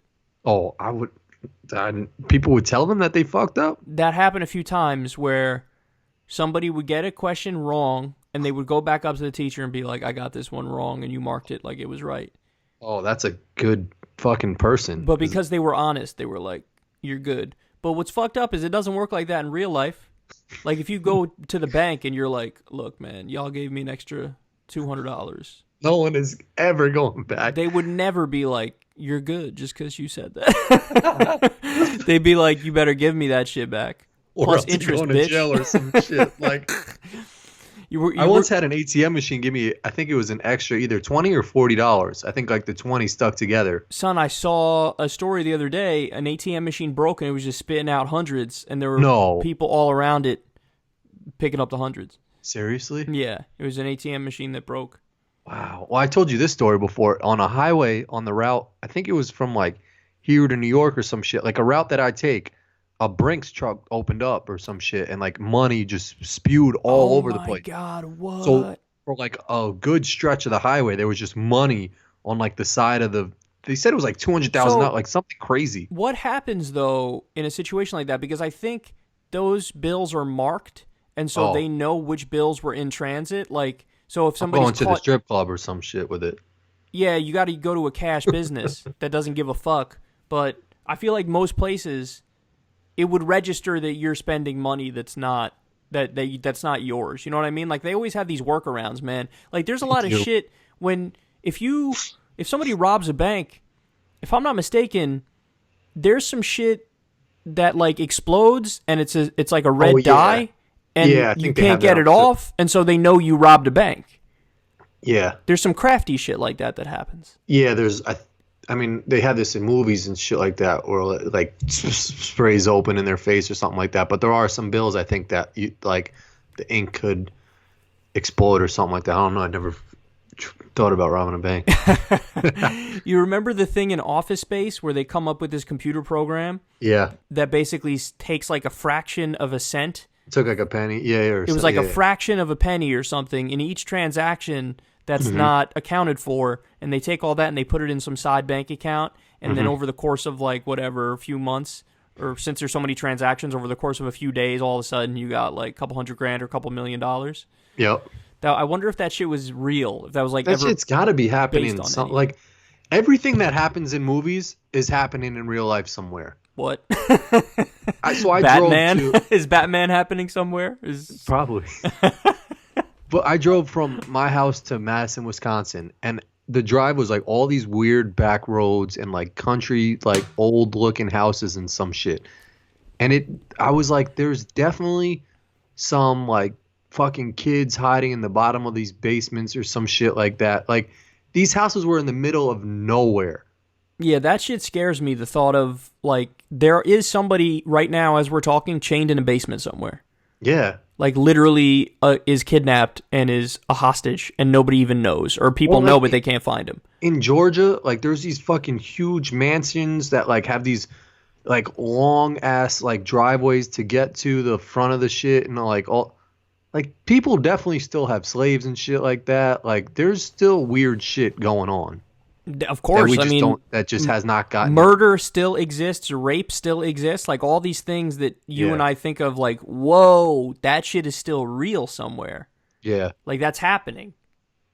Yeah. And it's just like when they come out on the news, like these weird families that are like kidnapping like I think there was one in California where the family had like 12 kids that they were just were like trapped in the basement or some shit, and they finally got out. Like that shit has happened in other places too, not to fucking put a damper on shit, but it's scary. Yeah. And I feel like we're so desensitized to a lot of this stuff too, because if you just hear some shit on the news, like a murder, you're just like, it's a murder. Like murders happen. You don't Yeah. even think like, wait, that person was a person I know. and they have a They family. make it seem like it's just like on some, and it's like coming up next, guy has 12 kids trapped in his basement. Yeah. Yeah. But the carnival is here. It's like, what? They like pivot right from that story to like, and here's the 5-day forecast. So tomorrow you got partly cloudy with a chance of showers.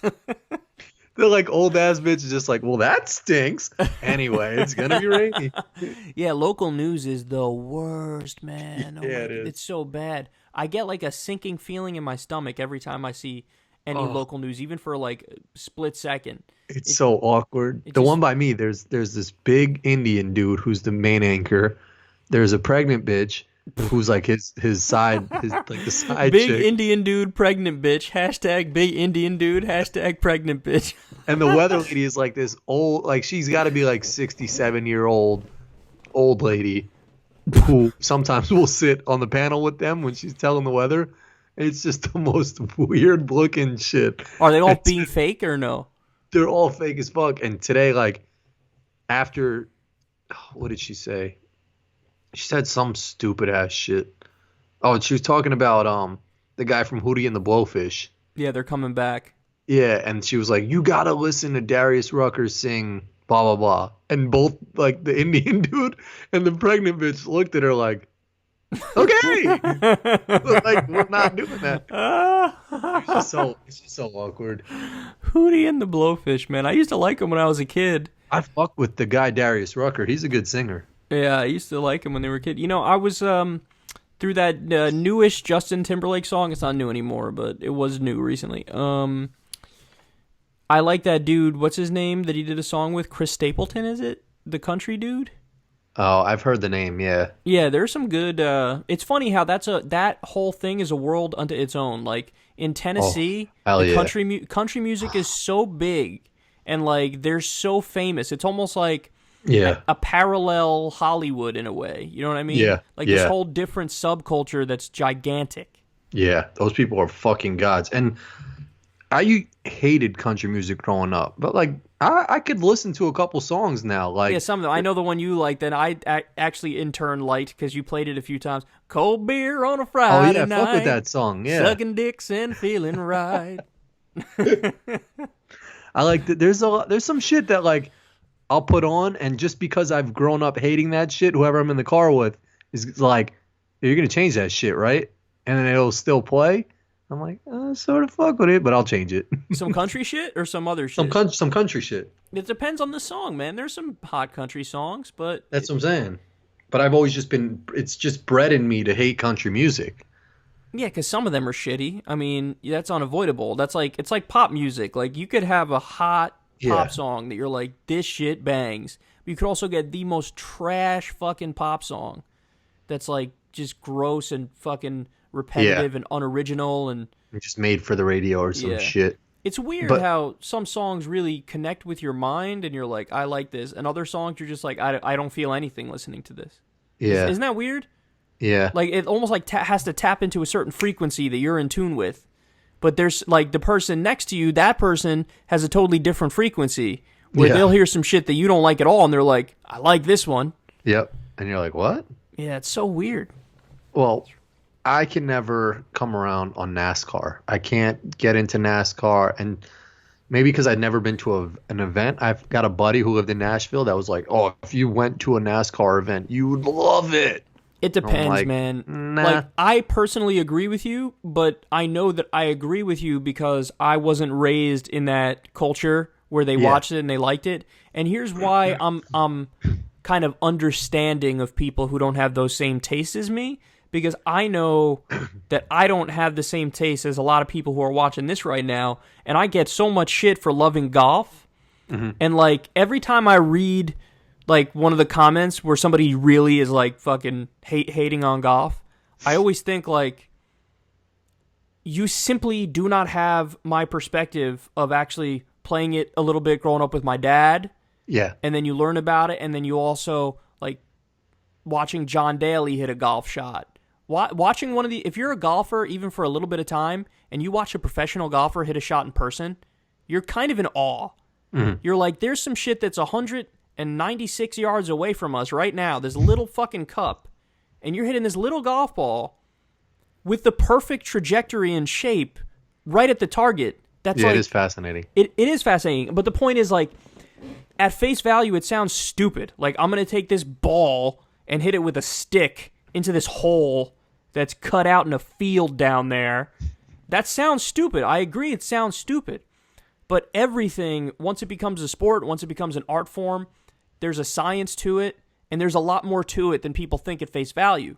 So in the case of NASCAR, I agree with you because I'm in the same boat as you, where I never understood it, never was involved with it, never was engaged with it, never really gave it a shot.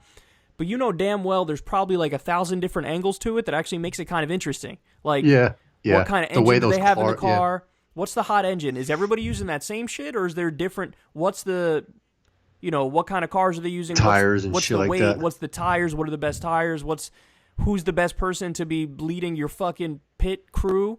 You know what I mean? Like Yeah, everything. there's a LeBron James of pick. Yeah, exactly. So everything has so many angles to it. It's one of the reasons I get kind of annoyed when people shit on gamers so much, as if Yeah. they're just like stupid and wasting their time. And it's like, no, they're fucking people who have this thing that they care about, and there's a lot of shit that goes into it that we don't get from an outsider perspective. You don't know how much a dude who's playing like a first-person shooter game or something, who's really good at it, like you have no idea how much went into that person doing what they're doing right now. The amount Yeah, of I would hours- never knock like a NASCAR fan or some shit. No, I'm I'm not sure saying you. I'm just saying that's my perspective of like, that's why I try to understand the hobbies that I don't personally like, because I know that there's always more to it than what my shitty face value perspective is. True. No, that's a good ass point. And I feel like I'm the same. I try to be the same way. Like, even if it's some dumbass shit. Like, I had an Uber driver in, I think it was Virginia, and he was like a big, like, ogre looking dude. And like, he just seemed like, I don't know, maybe he's got a lot of friends or some shit like that. But he started talking about like video games and the whole like Call of Duty and like, all this crazy shit. And I was just letting him rock. Like, I would just throw in little shits once in a while because he was passionate about that shit. And there was definitely like mad time he put into fucking figuring out Zelda's cousin is actually, Princess Leia in some fucking weird realm, like it's like if someone's gonna spend mad time figuring some shit out, like you could get my respect on it, so I would never shit on someone saying like, oh, I play, this or that, or Yeah. I'm actually a little jealous of the gamers because when I was younger, I played a lot more video games, and still every now and then I'll play a video game now, but I never got into PC gaming, which I'm upset about. I wish I did. But you probably you never played The Sims on PC? Or No, Roller I Coaster never played Tycoon? The Sims, but what I'm really talking about is the first-person shooters that are played on Oh, PCs. okay. Yeah, Like yeah. that I never shit. got into that shit. I never got into it, and I'm kind of pissed I didn't because... Nah. You don't think so?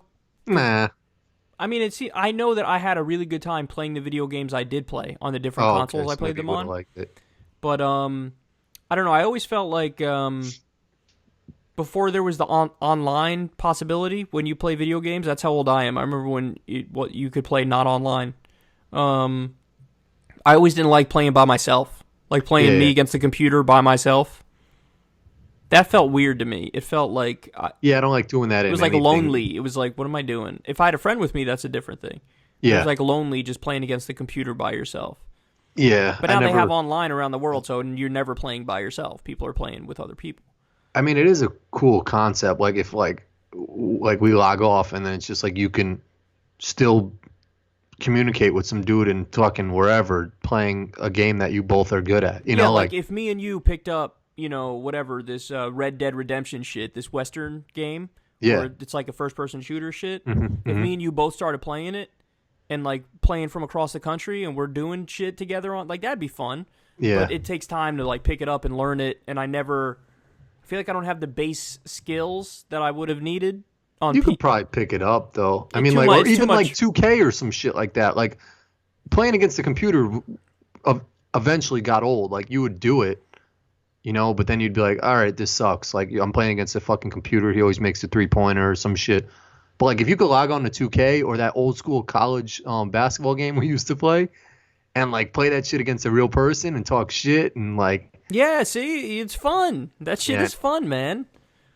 But I was never a full on gamer, and I still only play every now and then. But yeah, I'm a little jealous of that particular hobby, yeah, But I mean, fuck, I spend enough time inside. It's good that every now and then I golf and go outside. for real. Or else I'd have vitamin D deficiency from not getting any sun. I think I have that shit, man. Like you have some pigment to your skin a little bit. My shit is like, I went to a Wisconsin basketball game and I like was in the background of the jumbotron behind like these girls were like dancing in the student section and you could sort of see me in the corner. And you were white as fuck. I looked like a fucking zombie. Like I was like, holy shit! Like I'm ugly as fuck one, and I'm fucking pale as fuck on that screen. Everybody's their harshest critic. That's one thing to remember. Is that No, you are always going to be your harshest critic. I don't know. There must have been other people up there looking at me like, damn, is that a fucking like a zombie in the background? Nah. I know because I'm my harshest critic too. I'm always so self conscious about this area underneath my chin. What's wrong? What's bad about it? Well, I always see it a little bit, and I'm like, isn't that technically a double chin? If I'm looking at myself in the eyes, Oh, and right underneath my chin, I see a little area here. It's like I'm not supposed to see that. You know what I mean? But then you yeah, talk to anybody, and they say what you say. They're like, I don't know what you're talking about. You just have yeah, a normal face and a normal chin. yeah, But that's the thing is everybody's their own harshest critic. So yeah, you're gonna be like, you're gonna notice your flaws, and you're gonna be like, what the fuck is that? yeah. True. So, but anyway, Unless you do actually have some shit on your face, then that shit is weird as fuck. unless you're Rush Limbaugh, and then you do have like Oh, that reminds me. I no was in the chin. gym today, and this guy had a Google shirt on, and we were in the locker room, and it's like quiet in the locker room, and like his plug must have came out from his phone or some shit, and I think he had Rush Limbaugh like yelling on the phone like in his ear. It was either Rush Limbaugh or Alex Jones, but I think it was Rush Limbaugh. He's still on the air or Well, some maybe shit, that right? dude was listening to my video I just did where I covered Rush Limbaugh. No, he was like, because it was, I think it was, that would have been, I was thinking like it would have been so cool if he was listening to you, but I think it was like some Rush Limbaugh shit because it was like in the middle of a sentence. Like it wasn't, I don't think it was, maybe you did a video on him? I just did a video on him where I'm covering him. He gets into But is there a point of your video where it's him talking? Like, Yeah, hell yeah. There's a part where he's talking, and then there's somebody who's yelling at him. fuck, man, he might have been listening to your shit That then. honestly, at this point, that's so much more likely than somebody just listening to Rush Limbaugh, because we have way more listeners than Rush Limbaugh does. And he had a Google shirt on, so it's like if you're wearing a Google shirt, you had to have been at some Google event or some shit, so you're sort of probably Was lean he? liberal. How old was he? Do you think? He was sort of youngish. I don't know. He was definitely listening to me and not Rush Limbaugh. Damn, that's crazy. That didn't even cross my mind that it was like a video Well, of actually, yours. maybe not, because he maybe would have recognized you if he was a fan of the show. I don't know. A decent number of people who listen to the show recognize you. No, but I don't know. I feel like it was some genuine Rush Limbaugh shit. Well, then that dude is lost. Yeah, I know. I feel bad for those people who are so far gone that they actually like Rush Limbaugh. But then, like, those people aren't even like. It's sad. Yeah, you're right because it's like they're not even any part of being open-minded to like hear any Yeah, other side. in the of some case of shit. Rush Limbaugh, he's just wrong about almost everything. Yeah. I say that as in, like, he says shit, and then you check it, and you're like, oh, you're just wrong. Like, you're Yeah. not... It's happened so many times. Like, almost every time you listen to him, he'll say something, and then you'll look it up. He literally did... We covered a story not that long ago. What was he railing against? I think it was the Big Bang. He's like, I don't believe it, because nobody could have seen it. Oh. He said some stupid shit like that. I think he even denies evolution. Like, he's just wrong about everything. So it's just sad that anybody could listen to that guy and think he's... And you'd be the first to say if he made a good point, you would I would say say that's, okay, he's right about that thing. I mean, it Yeah, happens every now and then. A blind squirrel finds an acorn. That's what happened with, I think Ted Cruz randomly supported Bernie Sanders' bill to bring cheaper drugs into the country from Canada. The drug reimportation bill, it would have cut the cost of pharma drugs in like half. And Ted Cruz randomly supported the bill. And I said, yeah, good for Ted. Yeah. But, like, so it's not... I'm just shitting on him in Rush Limbaugh because he's mostly wrong about everything. If he ever said anything I agree with, I'd let everybody know. All right, we've been talking for a while. Ready to call it a night skis? Yeah. Okay. I don't know what I'm gonna do. All right, guys. We love y'all. We're back. We're back, baby. How long was that layoff? Maybe a month and a half? Was it really that long? It was probably about that, I think. Something like that.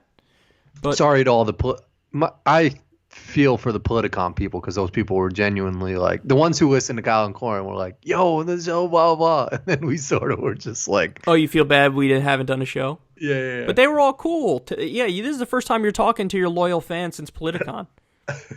All this, yeah. A lot of people recognized Corin. That was like 7 people. But I It just was hope more next than that, year man. It was more than 7 people. You got they way better more have you in that big conference shit next year, not some fucking open. They're so dumb, Politicon. Like, oh, in terms of the room that we just- had the debate in. yeah, they're just dumb. Like Yeah, someone should have been there no, at that time. I should have like, warned we got to them. move this. I should have warned them in advance. I should have let them know, like, hey, listen, if you're thinking about putting me in a tiny ass side room, don't do it. But they should have known that shit too, because they don't know. posted shit on Instagram They of don't like know, dude. you. And like Yeah, but everyone was just like, all these people suck except for Kyle. All these people suck except for Kyle. Like, I can't wait to see Kyle. Like, if they weren't half dumb, they would have. That was just dumb. They That don't was know, so man. dumb. They're not extremely online. They know enough to know they want me there, but they didn't know enough that, like, oh, we got to put him in a decent sized room. You know, They're just fucking dumb. that's all right. Anyway, we love you guys. We'll talk to you soon. Everybody have a good one. Peace.